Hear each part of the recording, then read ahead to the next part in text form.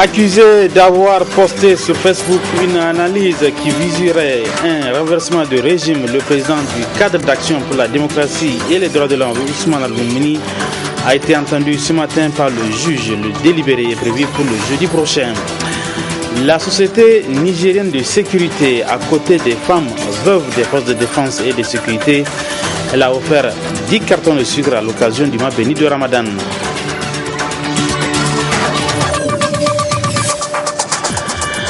Mesdames, Messieurs, bonsoir et bienvenue sur cette nouvelle édition d'information sur la télévision Labari. Bonne rupture de jeûne à toutes et à tous. Le président du cadre d'action pour la démocratie et les droits de l'homme, cadre, restera encore à la prison civile de Niamey. C'est la substance du procès qui oppose l'acteur de la société civile au ministère public, qui l'accuse d'avoir publié sur Facebook une analyse qui visant à un renversement de régime. Le délibéré aura lieu jeudi prochain, mais en attendant, suivons la réaction de maître Nassir Loli, il est avocat de Ousmane Al-Boumni. C'est un procès dans lequel le ministère public poursuit l'acteur de la société civile, comme vous dites, pour avoir proposé un complot en vue d'un changement de régime constitutionnel, en vue de renverser le régime. Et vous avez vu également que la partie qui poursuit n'a pas étayé l'argumentaire susceptible d'emporter la conviction du tribunal correctionnel de Niamey que les faits sont constitutifs d'infraction à la loi pénale, ou les faits collent avec l'infraction qu'ils ont visée du code pénal. Ils n'ont pas réussi à démontrer que Abdelmoumouni, nonobstant l'écrit, a véritablement l'intention d'appeler à un renversement du régime. Et c'était la tâche qui était rébarbative. Et c'était la tâche qui était attendue. Pour nous, l'impression que nous avons, le tribunal n'a pas été convaincu, l'audience a été publique, nous avons tous été témoins qu'il n'y a pas eu de démonstration de l'infraction pour laquelle Abdelmoumouni est poursuivi. Et de mon humble avis, le tribunal ne peut que le relaxer. Alors, sans préjuger juste évidemment de sa décision. Le ministère public a demandé l'application de l'article 79 du code pénal. Qu'est-ce qu'il faut attendre par là? Vous savez, l'article 79 alinéa 4 du code pénal punit de la peine allant de 1 à moins de 10 ans les auteurs de propositions de complot en vue de renversement du régime. Donc s'il demande l'application de la loi, c'est qu'il a requis que Abdelmoumouni soit condamné à une peine allant de 1 à moins de 10 ans. Il s'est agi pour nous de démontrer que les propos publiés sur Facebook sont un état d'âme de Abdelmoumouni qu'il a voulu publier sur Facebook. Et nous avons démontré la source de cet état d'âme. Nous avons démontré que ce sont des propos qui ont une dimension introspective. C'est une subjectivité introspectée de ce propre état d'âme qu'il a publié sur Facebook, qui ne sont pas actifs, qui sont totalement passifs et qui ne sont pas de l'ordre de ce qu'on peut qualifier d'un appel à un renversement du régime. Par conséquent, notre analyse était tout à fait en phase avec notre conviction. 10 cartons de sucre offerts ce matin aux femmes veuves des forces de défense et de sécurité, une initiative à travers ce don du leader de la sécurité privée au Niger, SNS, la société nigérienne de sécurité.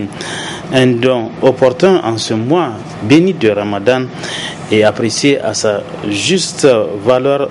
Le reportage avec Alice Ibrahim. Le mois de Ramadan est un mois de bénédiction, une période qui est mise à profit pour partager mais aussi pour venir en aide. C'est dans ce sens que la société nigérienne de sécurité a offert un don de 10 cartons de sucre aux femmes veuves des forces de défense et de sécurité.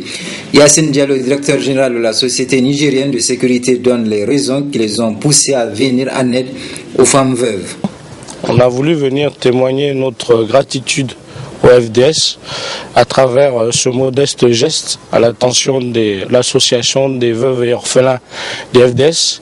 Vous n'êtes pas sans savoir que ce sont des acteurs qui risquent leur vie et qui ont payé et qui continuent à payer un lourd tribut pour que nous puissions vivre en paix.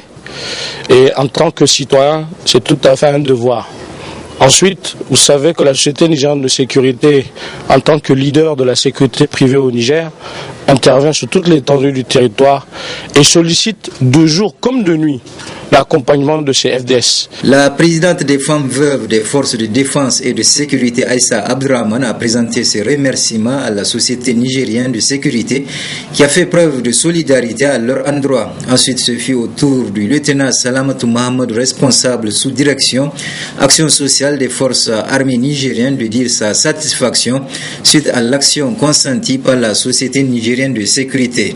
Je peux dire que c'est un geste vraiment humain. Et comme on a l'habitude de le recevoir, c'est pas la première fois. Et donc, on remercie vraiment le service de sécurité pour ces gestes humains qu'ils ont fait auprès de ces veuves et des parents des célibataires qui sont tombés sur le champ d'honneur. Donc, merci vraiment. Et on espère encore des bonnes volontés qui vont venir pour un geste comme celui-ci. La société nigérienne de sécurité est à féliciter pour la donation faite aux femmes veuves des forces de défense et de sécurité qui se sont montrées très contentes de l'initiative de la SNS. Jour J-1 pour le début des épreuves écrites du brevet d'études du premier cycle BEPC session 2016. À la veille de cet examen, une de nos équipes a fait le tour de quelques centres d'examen ce matin pour le constat des préparatifs. Le constat est signé Michel Légy.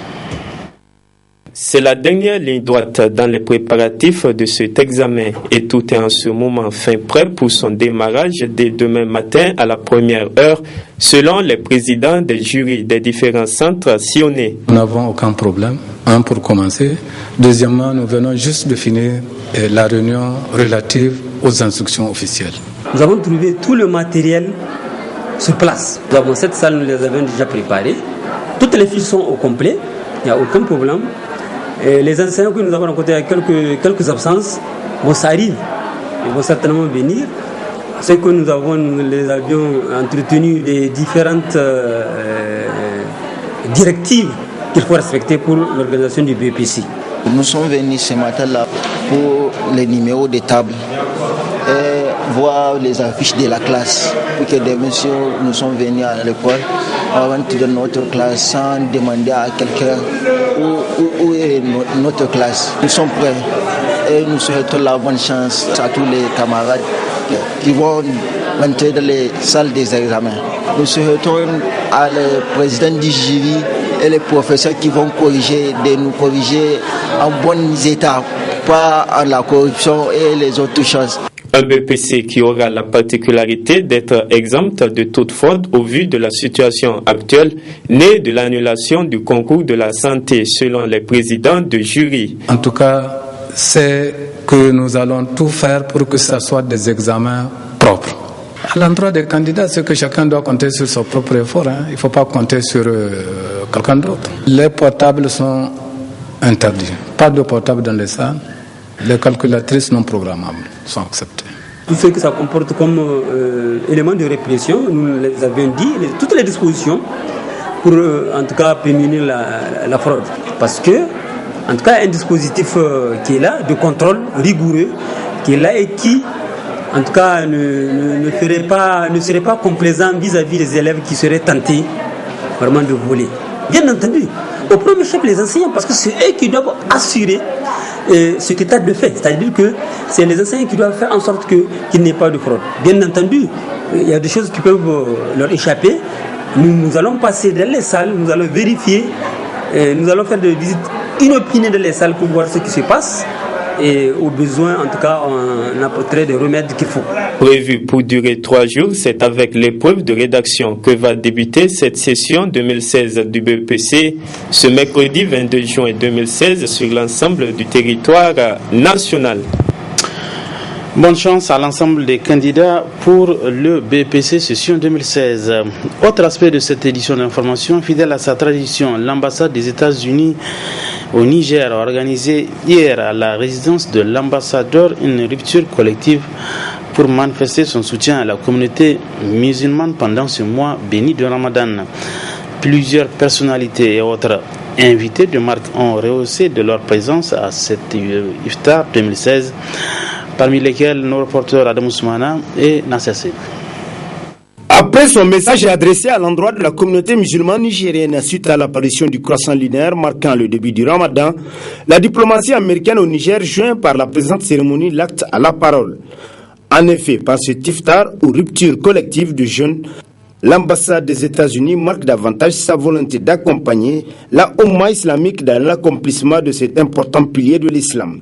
Occasion pour l'ambassadeur accrédité à Niamey de transmettre les vœux du président américain Barack Obama à l'assistance, au rang de laquelle des officiels, des représentants du corps diplomatique et de nombreux invités de marque. Cette période sacrée nous remet en mémoire notre devoir commun de veiller à la dignité de chaque être humain. Voilà pourquoi nous tendons la main à nos amis musulmans, à la maison et dans le monde, à travailler avec nous pour rejeter cette interprétation tordue de l'une des grandes religions du monde. Notre diversité et notre respect pour l'autre, notre intérêt pour les talents de chacun dans ce pays et la garantie d'une justice équitable à chaque citoyen. C'est cela l'unité et la résolution qui nous permettront de vaincre l'État islamique de Daesh. Voilà ce qui va préserver nos valeurs et nos idéaux.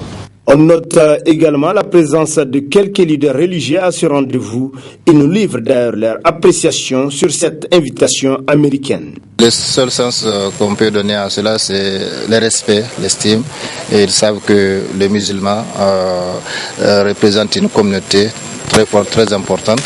Et comme je l'ai dit, c'est pas ici seulement que ça s'est fait. Même aux États-Unis, le président américain invite les musulmans à...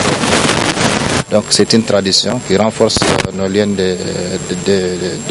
d'amitié, de fraternité, et par conséquent on ne peut que vraiment seul lui encourager cela. La prière du Maghrib suivie d'un dîner gracieusement offert par l'ambassadeur des États-Unis au Niger, Enis Reddick, ont mis fin à cet iftar 2016. God bless America, comme dirait l'autre, pour ce geste ô combien noble dont seul Dieu connaît le degré de sa récompense. Avec les coupures intempestives d'électricité, ils n'ont plus de temps à perdre pour honorer leur engagement vis-à-vis des clients.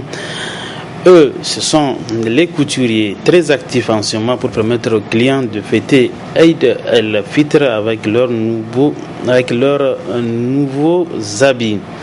Certains utilisent les groupes électrogènes pour pouvoir travailler. Asma Ousseidou et Halid Bourema sont allés à leur rencontre. Voici ce que nous en rapporte. À la deuxième décade du mois béni de Ramadan, l'ambiance bat déjà son plein dans les ateliers de couture.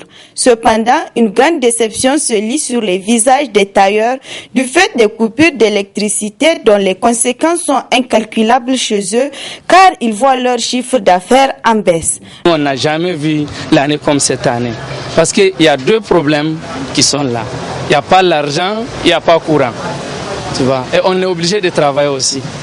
Parce que si tu peux travailler avec groupe par jour, tu peux dépenser 5 000. On est obligé de mettre les groupes. Les groupes aussi, ça dépanne. Ça ne peut pas résoudre les problèmes. Ça dépanne seulement. C'est toujours un dépannage. Parce que quand tu fais 24 heures, tu travailles avec ça, tu es obligé d'aller en réparation. Voilà, en tout cas, cette année-là, ça ne va pas. Ça fait très très très mal. Parce que vous aussi, vous n'avez qu'à regarder. Les années passées, c'est peu mieux plus que cette année. Cette année, depuis le début du commencement, les clients, ils viennent, on n'a pas de courant, d'autres, ils viennent. Même avant-hier, il y a un client qui est venu ici.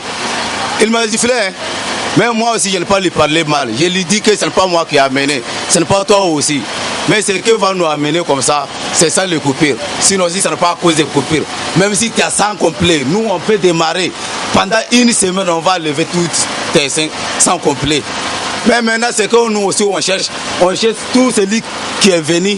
Si on l'écoute à 8 000, on va doubler les prix. Si ça lui fait, nous aussi, on achète l'essence pour pour le coudre. Pour honorer les engagements vis-à-vis des clients, certains tailleurs se dotent des groupes électrogènes et malgré tout, ils demandent aussi l'indulgence des clients face au non-respect des rendez-vous. La rubrique Ramadan Santé dans ce journal aujourd'hui, c'est pour nous intéresser aux femmes enceintes et aux femmes allaitantes. Le jeûne de ces dernières ont des impacts importants sur la santé nutritionnelle de leurs enfants en croissance, comme nous l'explique ici Dr Bello Abdelkader. Il est nutritionniste. Lorsque la femme enceinte, lorsque la femme allaitante commence le jeûne, là également, si elle sent qu'il y a des répercussions, notamment sur son état nutritionnel, sur l'état nutritionnel de son enfant, donc cela peut entraîner une cessation de son jeûne. Parce que comme je l'ai dit, le jeûne, c'est un acte de Dieu, mais tout acte de Dieu, comme le disent les marabouts, tout acte de Dieu doit normalement conduire à un meilleur état de santé. Donc naturellement, pour les femmes enceintes, pour les femmes allaitantes, lorsqu'elles commencent et qu'elles sentent qu'elles ne peuvent pas continuer, naturellement, il vaut mieux arrêter pour le bien de la mère et pour le bien de l'enfant, ou de l'enfant déjà né ou du fœtus, n'est-ce pas, que la mère est en train de porter. Voilà, c'est sur ce conseil de ce nutritionniste que prend fin cette édition d'information. Mesdames, Messieurs, merci à vous de l'avoir suivi. Bonsoir.